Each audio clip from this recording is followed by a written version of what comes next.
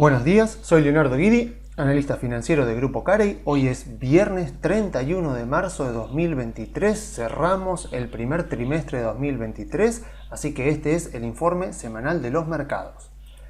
Bueno, tuvimos una semana muy prometedora, la verdad, muy bien las acciones en Estados Unidos, obviamente el Nasdaq mejor que el Standard & Poor's, pero bien, hoy más de 1% de suba en el Standard & Poor's, vemos que parecería que van quedando atrás los nubarrones de esta pequeña crisis bancaria, crisis de bancos regionales. Por si no lo saben, todos los viernes la Reserva Federal publica un informe del estado general de los bancos en Estados Unidos, y el de la semana pasada y este también, el que se publicó hoy, fueron ya los dos primeros informes que ya incluían los efectos de esta crisis de los bancos regionales, con la caída del Signature Bank, del Silicon Valley Bank, bueno, lo que todos sabemos, ¿no? Entonces acá estaba la idea de, bueno, a ver si el temor de lo que ha pasado ha provocado que las personas retiraran dinero de los bancos, pero más importante, como les comentaba la semana pasada,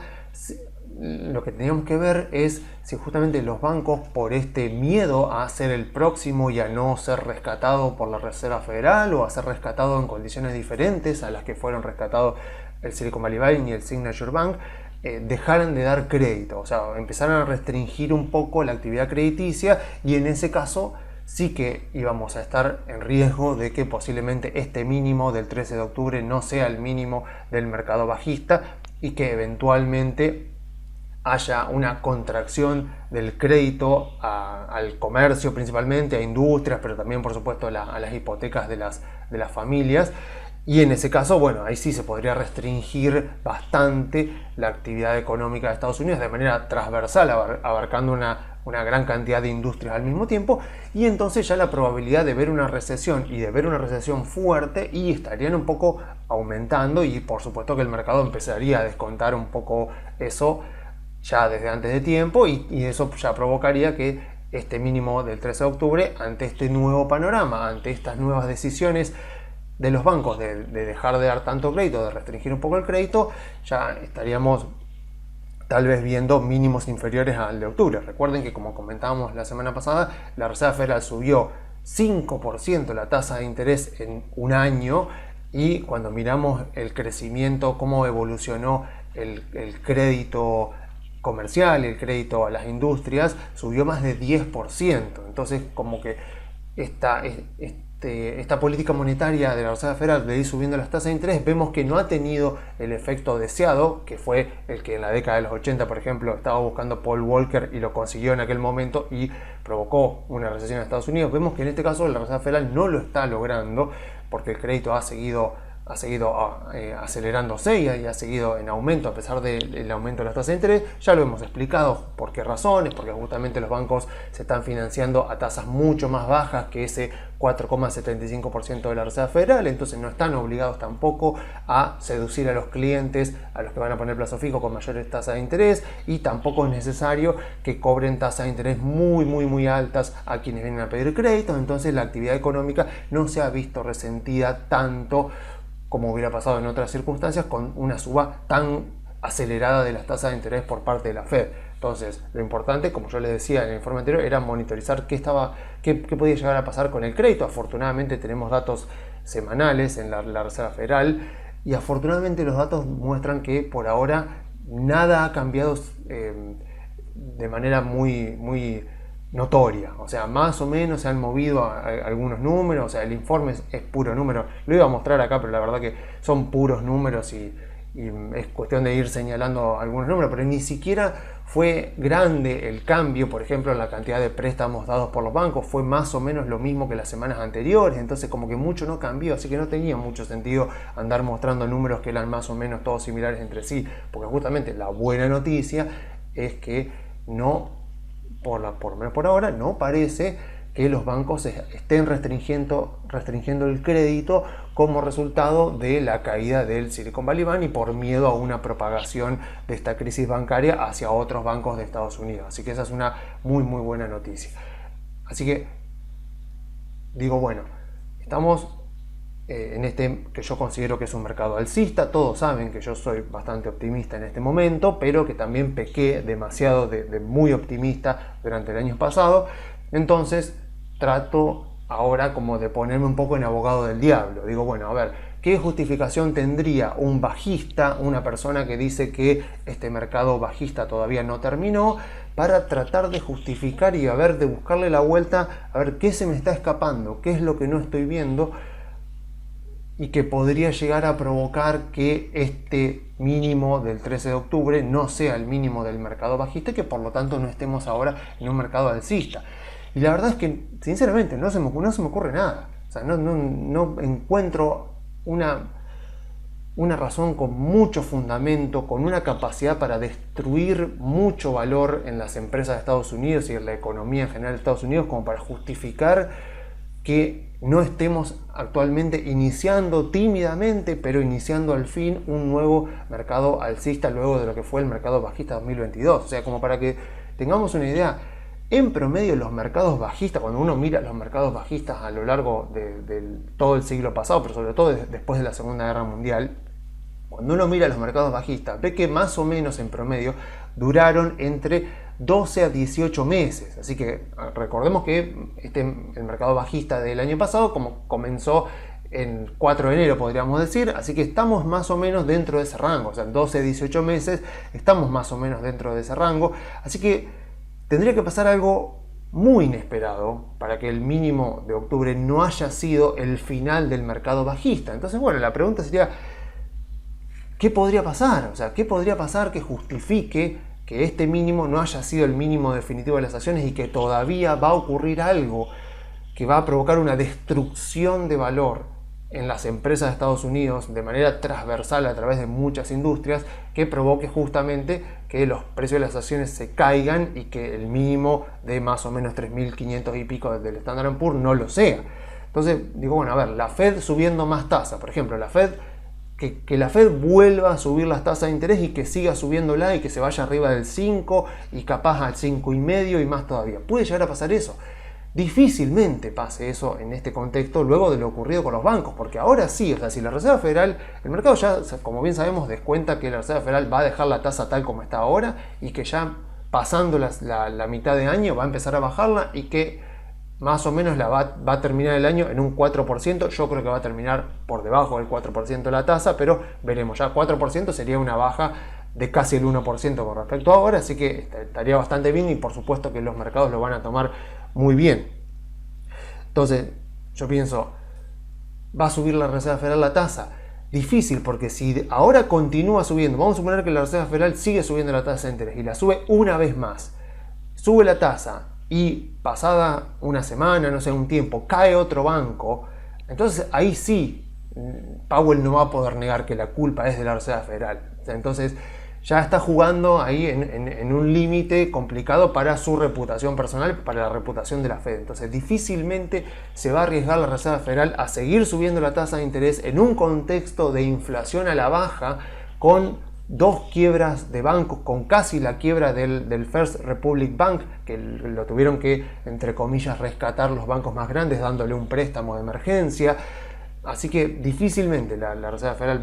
vaya a ir por la política de seguir subiendo las tasas de interés como lo venía haciendo, porque ahí sí ya puede ser la responsable de provocar la caída de otro banco. Entonces digo, ok, la Reserva Federal entonces difícilmente va a seguir subiendo las tasas de interés. Entonces la inflación, o sea, vamos a ver qué pasa con la inflación, porque si la inflación se acelera, entonces ahí sí, como la inflación destruye el valor de las empresas, y lo sabremos nosotros en Argentina, cuando yo tengo que calcular la valoración de una empresa en un contexto de inflación, el valor de las empresas a igualdad de condiciones me baja. Ahora bien, difícilmente haya una aceleración inflacionaria al no haber habido durante el año pasado, ni tampoco durante ya la segunda parte de 2021, otro shock de emisión monetaria como el que hubo en 2020 y en 2021. Aparte, el mundo ya se adaptó a vivir con el COVID y además se adaptó también a vivir con la invasión a Ucrania. O sea que ya todo lo que sea referente a la invasión a Ucrania ya no sorprende, ya está descontado en los precios. O sea, todo digamos, la inflación también ya es un valor que está siendo muy mirado, que todo el tiempo lo están mirando en el mercado, por lo tanto rápidamente debería ser descontado en los precios, y no estamos viendo que los precios estén en este momento descontando que la inflación se va a acelerar, porque volvemos a lo mismo, la inflación es un fenómeno monetario, por lo tanto si la M2, como ya lo hemos mostrado anteriormente, no ha crecido nada en Estados Unidos a lo largo de 2022, difícilmente haya un fundamento monetario para que la inflación se acelere. Así que no deberíamos ver a la inflación de Estados Unidos acelerándose de aquí en adelante. Tal vez descienda un poco más lento, descienda un poco más rápido, pero en definitiva la senda de la inflación de Estados Unidos seguirá siendo descendente, haga lo que haga la Fed. O sea, como ya vimos, la Fed no fue capaz con la tasa de interés de detener la actividad económica y crediticia de Estados Unidos. Por supuesto, tampoco logró detener la inflación. La inflación bajó, no porque la Fed subió las tasas, sino porque la inflación es un fenómeno monetario y al no haber habido otra aceleración de la emisión monetaria, no hay fundamentos para que la inflación vuelva a acelerarse. Entonces, la única causa que me queda para decir no compremos a estas valuaciones, no compremos CDR, no compremos acciones de Estados Unidos porque todavía no hemos visto lo peor, la única causa que me queda es la recesión. Pensar que en Estados Unidos va a venir una fuerte recesión, porque a ver, todos hablan de recesión, o sea, se habla, como ya lo comentamos muchas veces, se habla mucho en Estados Unidos de recesión porque es el principal miedo que hay en este momento dando vueltas en el mercado y dando vueltas ya también en la política, por supuesto. Entonces, si ocurre finalmente una recesión y termina siendo una recesión leve, como han ocurrido en otros casos de circunstancias similares, por ejemplo, como ya lo decíamos a principios de la década de los 90, eso ya no debería sorprender a nadie. O sea, ya es algo de lo que se viene hablando, seguramente las empresas en gran parte, en la mayoría de las industrias ya se han preparado, porque si hablamos hace meses y meses y meses de recesión, es obvio que los gerentes de las compañías van a tomar precauciones al respecto, así que no debería sorprender a nadie. Y por supuesto tampoco debería ser muy perjudicial para la mayoría de las empresas, porque ya deberían estar un poco preparadas para la inflación, ya deberían prever esto en sus expectativas de crecimiento, expectativas de ingresos, en sus proyecciones a futuro. Entonces, solo una recesión muy fuerte creo yo que sería capaz de sorprender al mercado para mal, y en ese caso, ahí sí, tal vez sorprender al mercado, encontrarse las empresas, o sea, los inversores en una situación en la que no previeron que haya una fuerte contracción económica, un gran deterioro de la actividad económica, pero tampoco no parece que eso esté pasando en Estados Unidos, y difícilmente eso vaya a ocurrir así de sorpresa, de golpe, porque no es un proceso discreto, o sea, no es un proceso que ocurre en un momento puntual, sino que es un proceso que se va dando a lo largo de mucho tiempo y que hay varios indicadores que lo van dando, y en este momento, cuando uno mira los estimadores mensuales como el PMI, o sea, los que hemos visto acá también de servicios, de crecimiento de industria, de servicios, no están dando durante estos meses datos de contracción económica, de disminución de la actividad económica. Además, tenemos en este año ya el viento de cola de China, que ha reabierto completamente su economía, y por lo tanto los problemas de las cadenas de suministro ya prácticamente han desaparecido. Así que busco razones para justificarme a mí mismo y obviamente a los clientes también, para decir, bueno, ¿por qué no comprar acciones de Estados Unidos en este momento? Aprovechemos el gran sentimiento negativo, el gran escepticismo que hay todavía con respecto a comprar acciones en Estados Unidos. Y bueno, como vieron la semana pasada, por ejemplo, la evaluación de Tesla, eso lo que nos está mostrando es que tenemos empresas de muy buena calidad, con fuertes ventajas competitivas, con grandes modelos de negocios, con unas propuestas de valor muy interesantes, con gerentes que son muy proactivos, que tienen una gran capacidad para ejercer el cargo que están desempeñando, y que afortunadamente, gracias al sentimiento inversor, gracias a que todavía hay mucho temor en el mercado, esas empresas están cotizando a valuaciones muy bajas. Así que me cuesta no justificar que esto sea oportunidad de compra, me cuesta buscarle la razón para creer que las empresas en Estados Unidos están caras a estas valuaciones. Por lo tanto, es como que digo, bueno, hagamos algo adicional, entonces hagamos más o menos lo mismo que venimos haciendo, pero vayamos tal vez más a fondo en buscar de nuevo los principales fundamentos, los principales determinantes de valor de las compañías y vamos a ver si en general y por supuesto en particular, si uno lo quiere hacer con las propias empresas de su portafolio, si existen razones para creer que los principales generadores de valor de las compañías van a verse deteriorados durante este año o que bueno, no van a mejorar mucho más de lo que están ahora, y de esa manera, por lo tanto, poder concluir que, bueno, que no es momento para comprar acciones porque los determinantes de valor de las compañías nos muestran que no se va a generar mucho valor en las compañías de Estados Unidos durante este año. O sea, yo voy a tratar de justificar eso, pero ya lo ven, no lo puedo justificar. O sea, todos los determinantes de valor, los principales determinantes de valor, por lo menos cuando yo lo aplico a Estados Unidos e incluso cuando los aplico a Argentina también, me dan que es un muy buen momento para aprovechar las valuaciones, porque a lo largo de este año, en Argentina por unas razones, en Estados Unidos por otra, esos determinantes de valor deberían ir evolucionando, ya han venido evolucionando, pero deberían continuar evolucionando para bien, favoreciendo la creación de valor de los accionistas en las compañías en las que estamos invertidos, y por lo tanto que es un muy buen momento para aprovechar y para invertir. Así que obviamente para recurrir a esta cuestión teórica, por supuesto voy a recurrir a mi libro favorito de evaluación de empresas, el libro de evaluación de McKinsey. Vamos a ir principalmente al capítulo 3, que justamente habla de los principios fundamentales de la creación de valor para las empresas. Voy a ver principalmente este gráfico, que es muy similar a los gráficos que hemos visto anteriormente, pero veo que he marcado muchísimas cosas acá en su momento, cuando lo estudié ya hace un tiempo.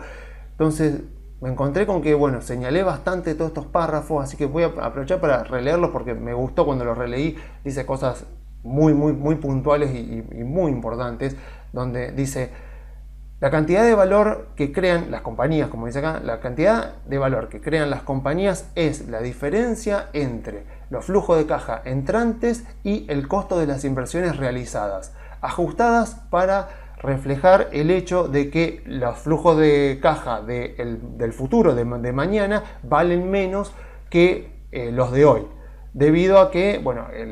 existe el valor tiempo del dinero y que el futuro, los flujos de caja futuros son riesgosos, o sea que son inciertos. Yo no puedo saber qué va a pasar en el futuro y por lo tanto yo sé que un peso hoy vale más que un peso mañana. Si lo sabremos nosotros en Argentina, bueno, en el mundo pasa lo mismo, nada más que con menos violencia de lo que pasa en Argentina. Entonces cuando yo determino la creación de valor de una compañía, tengo que saber eso, qué es esa diferencia entre los flujos de caja y el costo de las inversiones realizadas. Entonces,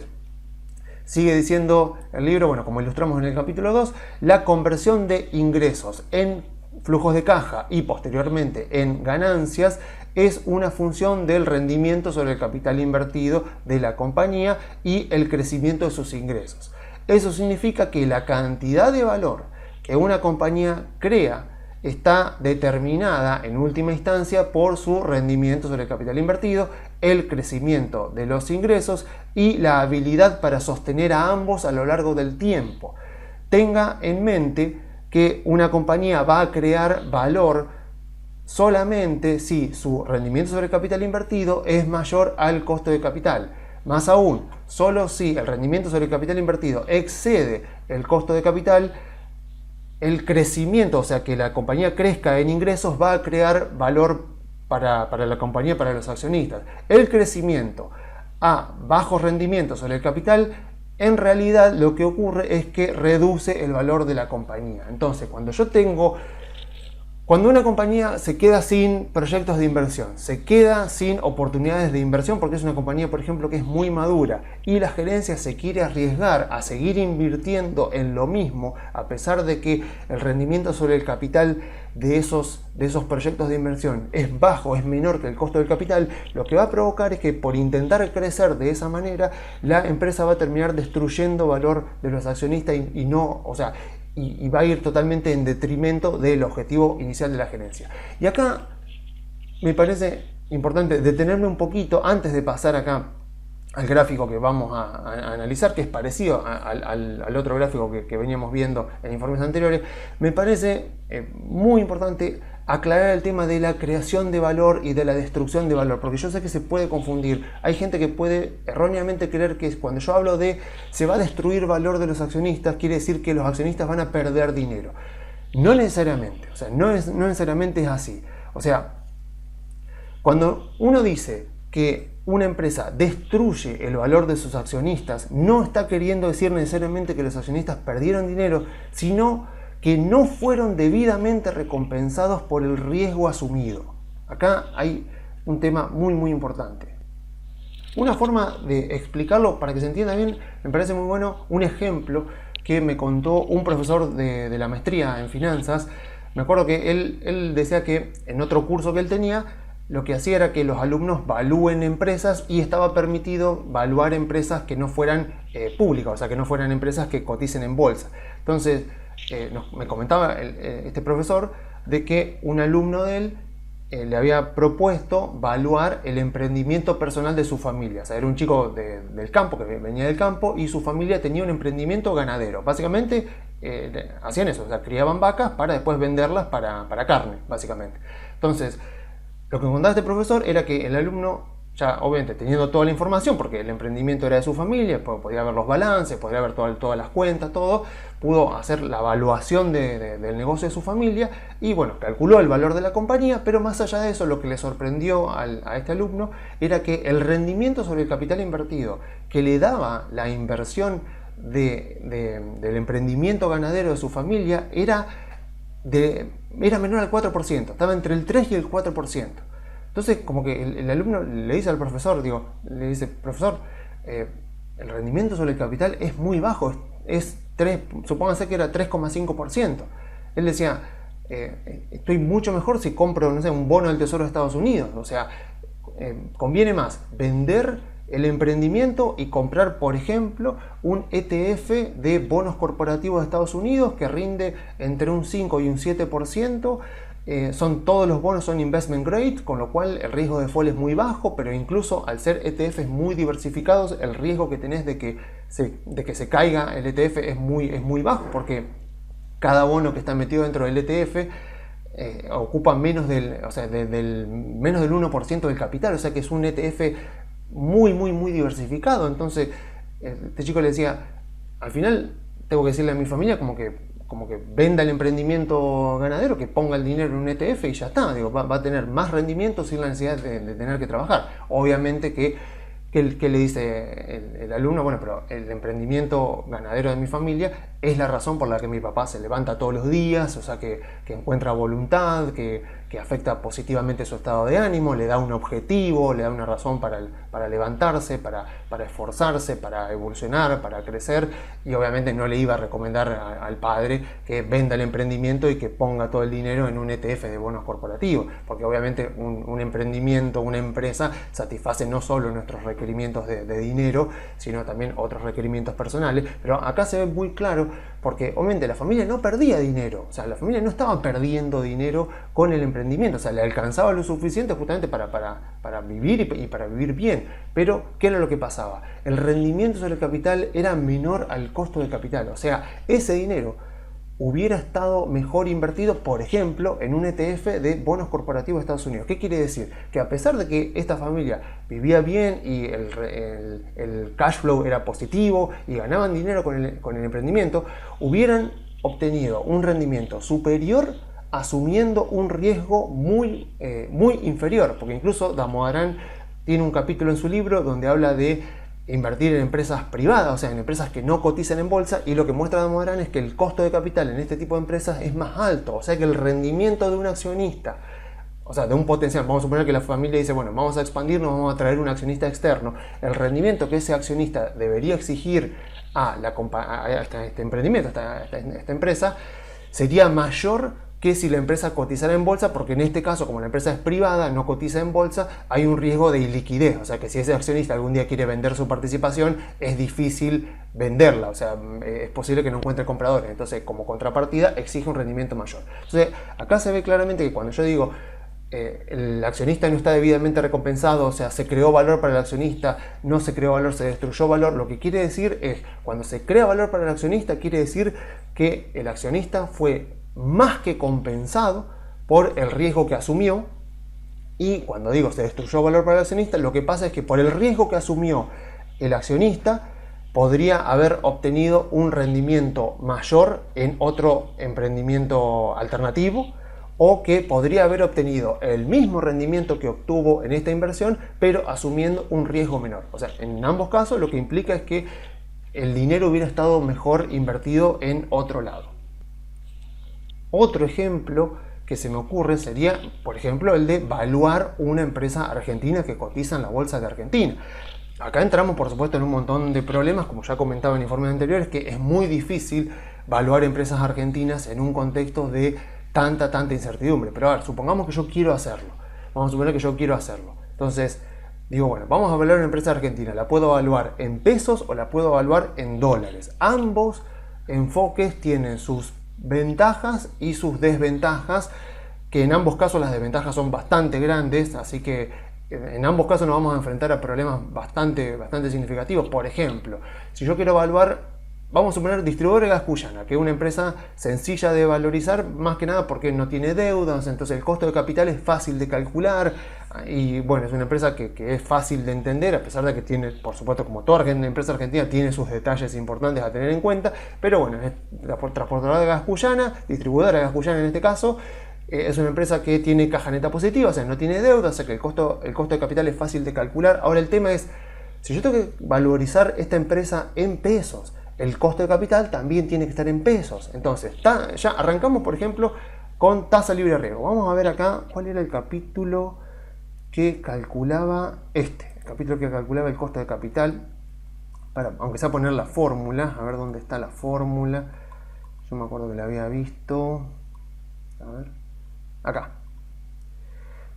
Esta es la fórmula del costo del equity, que en este caso, como hablamos de transportadora de gas Cuyana, es una empresa que no tiene deuda, entonces el costo del equity vendría a ser también el costo de capital general de la compañía, porque bueno, la estructura de capital es 100% de equity. Entonces yo tengo que calcular el costo de capital de, por ejemplo, Distribuidora de Gas Cuyana. Lo quiero calcular en pesos. Arranco con risk-free rate, o sea,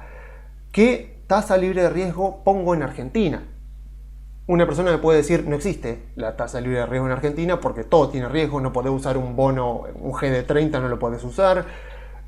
una letra, ya viste lo que pasó con Macri, que las reperfilaron, el plazo fijo, bueno, o sea, acá ya podemos ponernos a discutir qué tasa libre de riesgo tendría que usar, pero lo principal es que no tengo forma de determinar la prima de riesgo de mercado. O sea, esto que yo tengo acá, esta resta que está acá entre corchetes, es lo que se conoce como la prima de riesgo de mercado, que,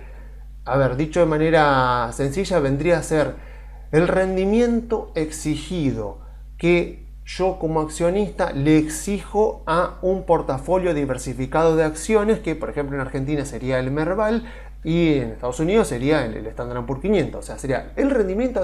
adicional por encima de la tasa libre de riesgo, que a mí como accionista me hace sentir compensado por el riesgo que estoy asumiendo, no por estar invertido en Apple, no por estar invertido en Tesla, no por estar invertido en Mercado Libre, sino por estar invertido en acciones en general. Esa vendría a ser la definición de prima de riesgo de mercado. Hay 4 primas de riesgo de mercado distintas, no me voy a meter en eso ahora, pero la idea es, ¿qué uso en Argentina? Hay personas que estarían tentadas a decir, bueno, agarro el rendimiento del Merval durante los últimos 5 años y calculo un promedio, o durante los últimos 10 años y calculo un promedio. Eso tiene lógica, pero está mal. Es erróneo, porque estoy utilizando el pasado en una evaluación que mira al futuro. De hecho, Damodaran y otros investigadores han demostrado que si yo hago eso, digo, bueno, ¿cuánto rindió el Merval en pesos promedio durante los últimos 10 años? Vamos a suponer, así, tirando un número al azar, 30%. Entonces digo, bueno, listo, acá pongo 30% en pesos o 50% en pesos. Pongan el número que quieran. Entonces, lo que dice Damodaran es, hacer eso te lleva en la dirección contraria, porque cuanto más suba el mercado, más va a aumentar este número, y recordemos que este número está dividiendo, con lo cual cuanto más grande es este número, más baja el precio de las acciones, o sea, más subvaluada puede ser que quede la compañía. Entonces, ahí yo cometo el error de cuando el mercado está caro, creer que las empresas no están tan caras, y cuando el mercado está muy barato, creer que las empresas no están tan baratas como en realidad lo están. O sea, me lleva en la dirección contraria, eso está recontra demostrado. Entonces, sí o sí, cuando yo uso una prima de riesgo, tiene que ser una prima de riesgo que mire al futuro. Por eso Damodaran calcula la prima de riesgo implícita. Entonces, ya imagínense, acá sí es donde se termina todo, porque es muy difícil que yo pueda calcular en Argentina esto. Entonces, ¿cuál es la alternativa? Bueno, la calculo en dólares, utilizando la prima de riesgo en dólares, utilizando la tasa libre de riesgo en dólares, utilizando la beta que me da Damodaran, aunque con la beta hay otra historia aparte. O sea, las betas, no hay un solo paper que demuestre que las betas sirven, porque además se calculan con los datos del pasado. Bueno, aquellas personas que evalúan empresas lo deben saber, pero si utilizan beta 1 y se olvidan del problema, es lo mismo, o sea, funciona perfectamente. Pero vamos a suponer que quiero evaluar distribuidora de gas cuyana y la quiero evaluar en dólares. Bueno, listo. Tasa libre de riesgo, bueno, me vengo acá, digo, a ver, tasa libre de riesgo del bono a 10 años, 3,47, listo, tasa libre de riesgo 3,47. ¿Qué sigue? Bueno, esto acá, que sería la prima de riesgo de mercado, o sea, la diferencia adicional que yo le pido a las acciones por invertir en acciones. Bueno, me la da Damodaran sin ningún problema. Está acá, Damodaran, vengo acá y me dice que al 1 de marzo, seguro la semana que viene la va a actualizar, pero al 1 de marzo la prima de riesgo de mercado implícita, mirando al futuro, a los rendimientos futuros esperados de las compañías, es 4,78, y me faltaría la beta, que podría ahorrarme los problemas y poner beta 1, o podría también utilizar la base de datos de Damodaran y buscar betas por sector, y digo, bueno, a ver, distribuidora de gas cuyana sería distribución de gas en este caso, entonces me puedo venir más o menos por acá. Y acá tengo distribución de gas y petróleo, me dice que la beta es 0,99. Sí, acá está, la beta es 0,99. Entonces yo puedo poner todo eso en una ecuación, que yo lo hice acá, en una calculadora sencilla, una cuenta muy sencilla. 3,47 más 0,99, que es la beta, por 4,78, que es la prima de riesgo de mercado, me da para distribuidora de gas cuyana en dólares un costo de capital de 8,20. O sea, ¿qué quiere decir? Que si el rendimiento del capital invertido de las inversiones de distribuidora de gas cuyana son mayores a 8,20, la empresa crea valor para los accionistas y si no lo destruye. ¿Eso es así? No. Error. ¿Por qué? Porque como la empresa está en Argentina, yo tengo que agregarle a esto el riesgo país. Y entonces, ¿cuánto es el riesgo país? Según ámbito, el riesgo país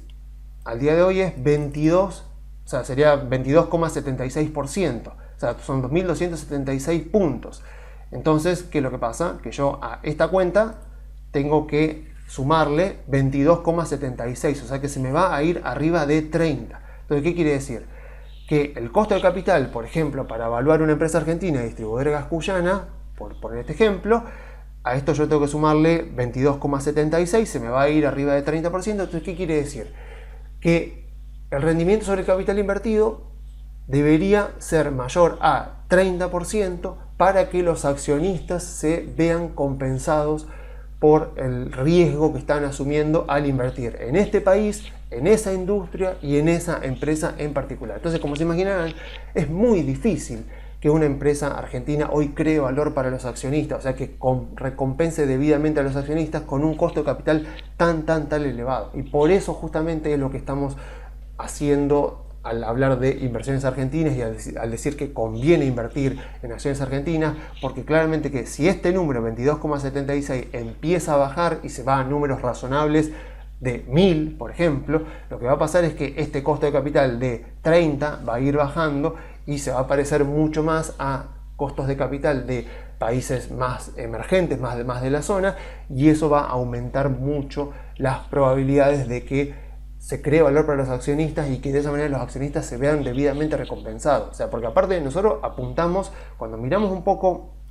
los drivers de las compañías, vamos a volver al capítulo 3, cuando miramos un poco esto, qué es lo que determina el valor de las compañías, como lo dice bien el libro de McKinsey, es el rendimiento sobre el capital invertido, el crecimiento en los ingresos y el costo de capital. Ya del costo de capital hablamos mucho. Ahora bien, yo cuando invierto, por ejemplo, en Argentina, lo que apunto es a no solo una baja muy fuerte del riesgo de capital, sino también a un gran aumento del rendimiento sobre el capital. Pero no porque las empresas argentinas se vuelvan más productivas, sino por esta razón. Porque en esta cuenta, en el rendimiento sobre el capital invertido, el numerador de esta cuenta es el resultado operativo. Y el resultado operativo viene de los ingresos. Entonces, si yo supongo que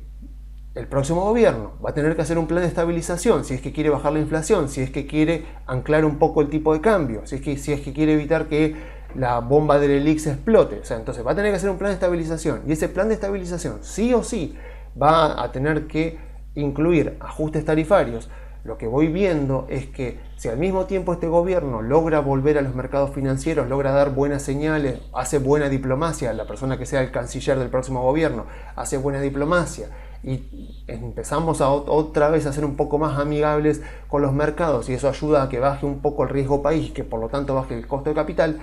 lo que voy a tener es un contexto en el cual el costo de capital va a bajar. No tanto porque bajen los otros determinantes, porque sí, yo creo que, como le calculaba la tasa libre de riesgo, creo que la tasa de 10 años de Estados Unidos va a bajar, creo que la prima de riesgo de mercado va a bajar, pero lo que más me importa, a lo que yo más apunto, es a el costo de capital.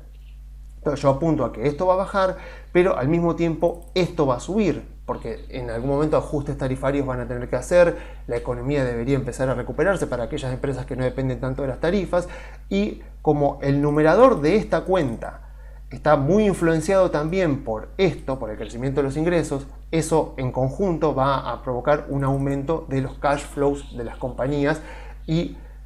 eso va a provocar un gran aumento de creación de valor para los accionistas. O sea, yo creo que me enredé demasiado porque mezclé Argentina, mezclé con Estados Unidos, pero obviamente que está todo muy relacionado porque los contextos son muy favorables en ambos mercados por razones diferentes, pero me parece importante aclarar que sea lo que sea, sean empresas de Estados Unidos, sean empresas de Argentina, estamos hablando siempre de lo mismo, de los mismos drivers de creación de valor para los accionistas. Y uno me puede decir, bueno, pero las acciones argentinas vinieron subiendo bastante el año pasado y es probable que este año suban bastante, a pesar de que el rendimiento sobre el capital invertido de las empresas argentinas este año no va a ser bueno. Exactamente, es así. ¿Por qué? Porque las acciones siempre se adelantan. Las acciones siempre se adelantan tanto en lo bueno como en lo malo. A largo plazo, cuando uno mira los papers que se han publicado, las investigaciones que se han hecho, a largo plazo, y estamos hablando de 5, 10, 15 años, cuando uno mira las acciones a lo largo de mucho tiempo, ve que termina convergiendo lo que se mueve las acciones por año con el rendimiento sobre el capital invertido. Entonces, empresas como Coca-Cola, por ejemplo, si uno mira la suba promedio anual de las acciones de Coca-Cola durante los últimos 10, 15 años y calcula el rendimiento sobre el capital invertido de Coca-Cola durante los últimos 10, 15 años, más o menos debería darle un número similar porque estamos hablando ya de una empresa muy madura. Si yo lo hago con empresas argentinas, que como ven están sujetas a todo tipo de cambios de contexto, de cambio de reglas de juego, de cambio de circunstancias en sus fundamentos, o lo uso para una empresa como Tesla, como Google, como Meta, o sea, que son empresas que están en crecimiento, que son muy dinámicas, que están reinventando su propio modelo de negocio, bueno, no me va a dar porque son empresas muy dinámicas que están en un estadio que todavía no han llegado a la madurez. Una vez que las empresas llegan a la madurez, uno ve esa convergencia del movimiento de las acciones con el rendimiento sobre el capital invertido. Mientras tanto no, porque las acciones obviamente siempre se mueven descontando escenarios futuros. Entonces, si yo como argentino entiendo que las elecciones lo más probable es que los gane alguien de la oposición y uno lo ve eso porque el Frente de Todos por ahora no tiene candidatos y a Juntos por el Cambio le sobran candidatos, entonces uno dice, bueno, me parece que hay un grupo que cree que gana y otro grupo que cree que pierde, entonces se está viendo ese tipo de comportamiento.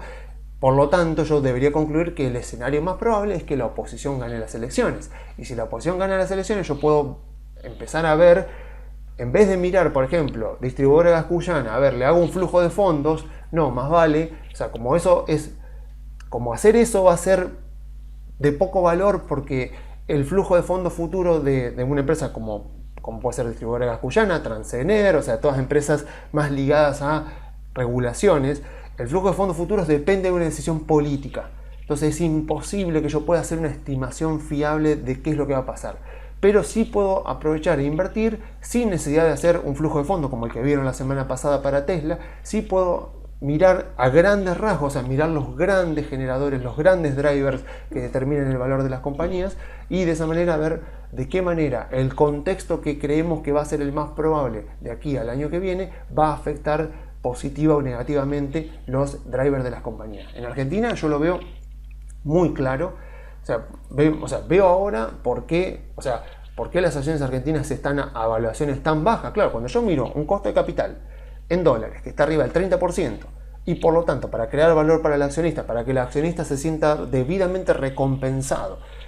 el rendimiento de la compañía tiene que ser, el rendimiento del capital tiene que ser arriba del 30%, entiendo por qué cotizan tan bajo, porque la probabilidad de que eso ocurra ahora es muy baja. Ahora bien, a medida que el mercado empiece a descontar cada vez con más fuerza que el próximo gobierno va a provocar una baja en el costo de capital porque va a bajar el riesgo país y un incremento en los ingresos de las compañías que a su vez va a ayudar a que mejore un poco el rendimiento sobre el capital invertido, eso ya debería empezar a verse en los movimientos de las acciones. Si nosotros lo estamos viendo en este momento, podemos aprovechar para invertir desde ahora, ya anticipándonos a esto que puede pasar. ¿Qué pasa entonces en Estados Unidos? O sea, ¿qué puedo pensar yo con respecto a Estados Unidos? Bueno, en Estados Unidos algo similar,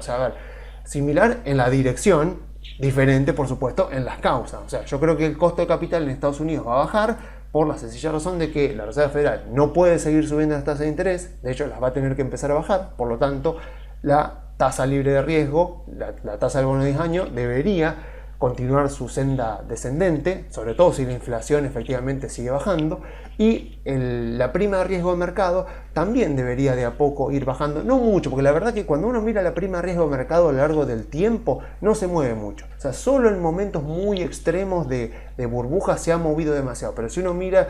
en 2021 la prima de riesgo de mercado no era muy diferente a la de hoy, o sea, que no era que la prima de riesgo de mercado de 2021 me estaba mostrando que las acciones estaban caras, no. O sea, solo en circunstancias muy extremas la prima de riesgo de mercado te puede llegar a servir para determinar si algo está muy caro o muy barato. O sea, a nivel general, porque la prima de riesgo de mercado siempre habla de mercado, no habla de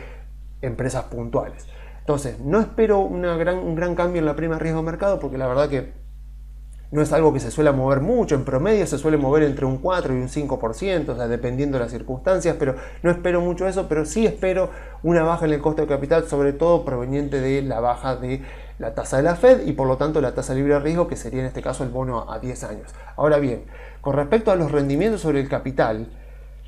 lo que puedo decir es que el año pasado justamente los gerentes de las empresas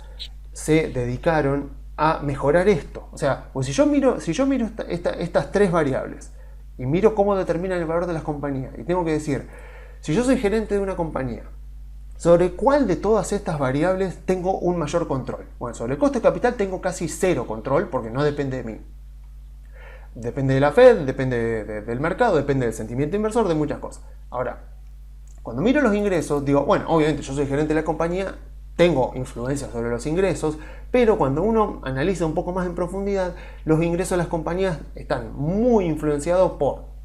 las ventajas competitivas de la compañía, que pueden ser el resultado de buenas decisiones tomadas por el gerente, por supuesto, pero también pueden ser por cómo está configurada la industria. O sea, la industria en este caso tiene una preponderancia muy importante, o sea, tiene una influencia muy grande sobre el crecimiento de los ingresos de las compañías, el estado que tenga la industria a la que pertenece, o sea, cómo esté configurada la industria a la que pertenece. Ya hemos hablado en otros informes, por ejemplo, de Netflix y cómo Netflix, la industria a la que pertenece Netflix, durante toda la década anterior, o digamos, entre 2012 a 2018, 2019, fue una industria donde prácticamente estaba Netflix solo como único actor principal, o sea que era una industria, era un océano azul, como le decíamos, un océano donde Netflix navegaba tranquilo, y hoy, o sea, y por lo tanto el crecimiento de los ingresos de la compañía era enorme, era impresionante, y ahora esa industria, la configuración ha cambiado, se ha transformado en un océano rojo, lleno de competidores, o sea, con licencias exclusivas donde el contenido está totalmente dispersado en un montón de servicios de streaming, de plataformas de streaming diferentes. Entonces eso por supuesto afectó a los ingresos de las compañías. Por más que Netflix gaste la plata que gaste y quiera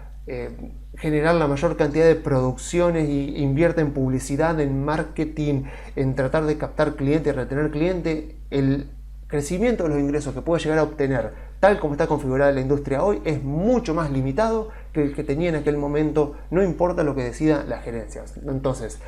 este driver, que es fundamental, el crecimiento de los ingresos, que en muchos casos es el principal driver de generador de valor de las compañías, depende sí de la gerencia, pero principalmente depende de la industria y depende de la economía de los países en donde opere la empresa. Entonces, el que principalmente me queda es el rendimiento sobre el capital invertido.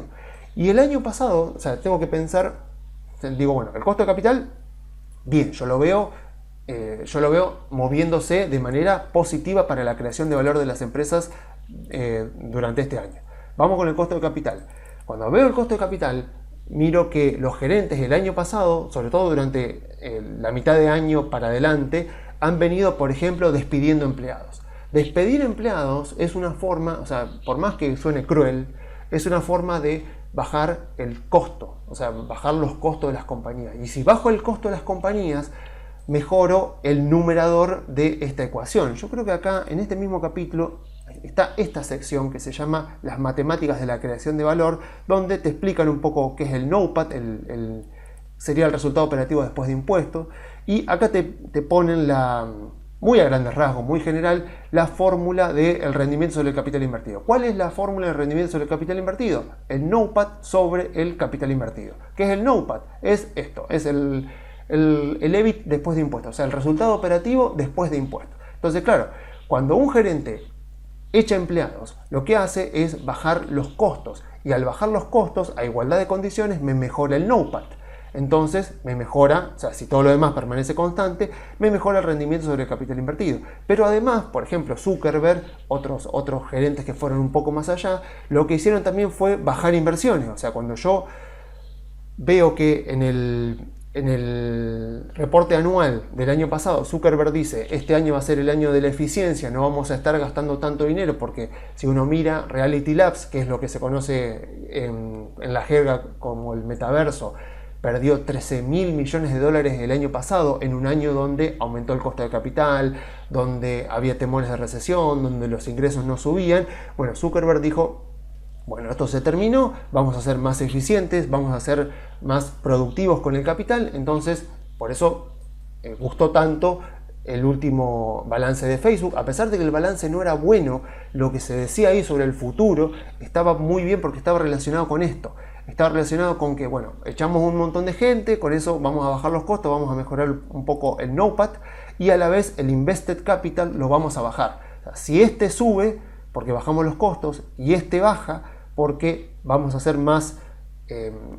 exigentes con las inversiones que vamos a realizar para hacer las inversiones más productivas posibles, entonces el resultado es que este rendimiento sobre el capital invertido me va a subir. Entonces, acá es donde los gerentes yo veo que han trabajado más el año pasado. Entonces, cuando yo vuelvo a mirar acá, digo, bueno, cuando tengo que pensar en este generador de valor para las compañías, veo que el año pasado los gerentes, sobre todo desde mediados de año para adelante, han venido trabajando en esto, en ir disminuyendo costos, principalmente echando empleados, pero también en disminuyendo las inversiones realizadas hasta esperar un mejor momento. Entonces, yo creo que acá han trabajado bastante los gerentes, y por lo tanto, si llega a venir una recesión, más o menos deberían estar bastante bien preparados en muchos casos. Entonces, el que me queda es el revenue growth, o sea, el crecimiento de los ingresos. Digo, bueno, este creo que va a actuar positivamente durante este año. Este creo que los gerentes han hecho bastante y siguen haciendo para tratar de mejorarlo lo más posible. Así que me queda el revenue growth, que como ya les decía, no depende principalmente de los gerentes, depende de la economía, depende de las barreras de entrada, de la competencia en las industrias, depende de cómo esté configurada una industria. Entonces digo, bueno, la única forma de que esto juegue en contra del valor de las compañías es que venga efectivamente una recesión, que venga una fuerte recesión y que los ingresos de las compañías caigan durante este año, o que se estanquen a nivel general, así más o menos en la mayoría de las industrias. Pero de vuelta, yo creo que si eso fuera así, el mercado ya debería estar descontando algo. Si el mercado descuenta una leve recesión, eso ya estaría, si el mercado está descontando una leve recesión y eso finalmente ocurre, bueno, o sea, más o menos no debería pasar nada con la cotización de las acciones porque ya estaría descontado. Entonces, lo que me queda es pensar, bueno, este driver solamente va a jugar en contra si es que viene una fuerte recesión. Y como ya lo expliqué antes, me parece que no sé, cuesta mucho justificar que se está viniendo una fuerte recesión en Estados Unidos y la gente no lo está viendo, y las empresas no lo están viendo, y los académicos, los empresarios no lo están viendo. Entonces, me parece a mí que, de vuelta, si yo busco razones para no estar invertido en Estados Unidos durante este año, cuando pienso así a grandes rasgos, sin entrar en industrias particulares, sin entrar en empresas en particular, como me pasó la semana pasada con la evaluación de Tesla, si miro a grandes rasgos, aún así encuentro razones, pero o sea, totalmente diferentes a lo que fue el 2022. Encuentro que los principales drivers de generación de valor de las compañías, que el año pasado jugaron muy en contra, sobre todo el costo de capital, pero también colaboraron, por supuesto, el crecimiento de los ingresos, que se estancó, y por lo tanto empresas que venían de un 2021 muy positivo, despilfarrando dinero, se encontraron en un contexto donde esto subió, por lo tanto esto tendría que subir más para poder seguir creando valor para los accionistas. Esto se estancó y cayó, porque además esto se estancó y cayó, entonces se dio como el cóctel perfecto para que se destruya valor, porque imagínense, si esto sube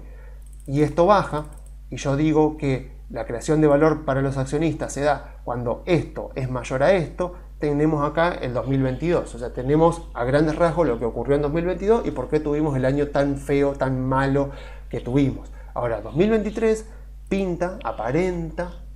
ser diferente a lo que fue 2022 y por lo tanto yo creo que estamos en el inicio de un mercado alcista, de que el mercado poco a poco irá cambiando el humor y que si aprovechamos para invertir en acciones de Estados Unidos, creo que vamos a ser debidamente recompensados porque estaremos comprando empresas de buena calidad a precios, a valuaciones bastante bajas. Y lo mismo en Argentina, o sea, cuando pienso en Argentina, pienso en lo que ha pasado durante las últimas semanas, sobre todo con empresas, las empresas que han caído mucho, pero aún así cuando miro acá y pienso los mismos drivers de generación de valor para Argentina, saco exactamente la misma conclusión. Obviamente que el riesgo es totalmente diferente. En Estados Unidos hablo de un riesgo totalmente moderado, con muy baja probabilidad de pérdida de capital. Y en Argentina estoy hablando de un riesgo alto, un riesgo con mucha incertidumbre por delante, pero de la misma manera, mucho riesgo, mucha rentabilidad esperada, porque esto puede llegar a bajar mucho y esto puede llegar a crecer mucho, con lo cual esto también va a aumentar bastante gracias a que aumenta el revenue growth y por lo tanto va a haber un gran aumento del cash flow en las empresas argentinas y se va a crear mucho valor para las empresas argentinas. Pensemos un poco lo que fue 2015, 2016, 2017 en Argentina. Pensemos un poco eso, no tal vez tan eufórico como en aquel momento, pero en aquel momento cuando miro los grandes drivers, cuando miro este mismo esquema, pasó exactamente lo mismo en cuanto a la dirección de estos drivers que yo espero que ocurra en Argentina por lo menos a lo largo de este año y seguramente también el año que viene, si es que la oposición gana las elecciones y se decide, ya sea porque quiere o porque no le queda otra, a hacer un plan de estabilización que trate de bajar la inflación, que trate de ajustar los precios relativos y que al mismo tiempo intente volver a los mercados, o sea, volver a tener buenas relaciones con Wall Street, a ver si vuelven a abrirse los mercados para que Argentina pueda financiarse y esperemos que no a un riesgo país de 2.200 puntos. Así que creo que están bien dadas las condiciones tanto para invertir en Argentina como en Estados Unidos. Por supuesto que son riesgos diferentes, o sea, las personas que invierten en Argentina tienen que estar dispuestas a tolerar altos niveles de riesgo y altos niveles de volatilidad, riesgo de pérdida permanente de capital, pero la recompensa, como ya lo hemos dicho, puede ser de 100, 200, 300% en dólares sin ningún problema, porque de hecho hace 8 años atrás las recompensas fueron así e incluso superiores dependiendo de la industria y las empresas en las cuales uno estaba invertido. Así que me parece que a pesar de la crisis bancaria y todo lo que ha ocurrido en Estados Unidos durante el último mes, vemos que las acciones de Estados Unidos han ya descontado esto, han seguido adelante y parece que siguen descontando que lo peor ya pasó y continúan descontando que este es el inicio de un nuevo mercado alcista. Así que mi consejo es: aprovechémoslo, y si estamos dispuestos a asumir un riesgo bastante alto, aprovechemos también las empresas argentinas, que los drivers generadores de valor de las empresas pueden ponerse muy positivos para Argentina durante este 2023 y seguramente también en 2024, siempre y cuando se den todas estas condiciones de las que he hablado en este informe. Así que bueno, yo me despido dejándole las vías de comunicación. Se pueden comunicar enviando un mail a info@grupocarey.com.ar o a contacto@grupocarey.com.ar. Chau.